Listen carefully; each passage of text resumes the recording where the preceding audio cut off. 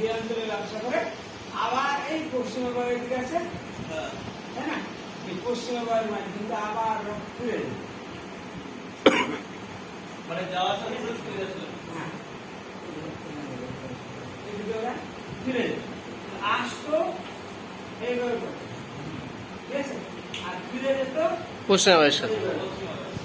এই যে সারা বছর কম বেশি প্রবাহিত হয় হ্যাঁ, সেই বায়ুকে কাজে লাগে দাঁড় ফেলে দিতে হবে, সেজন্য এর নাম হচ্ছে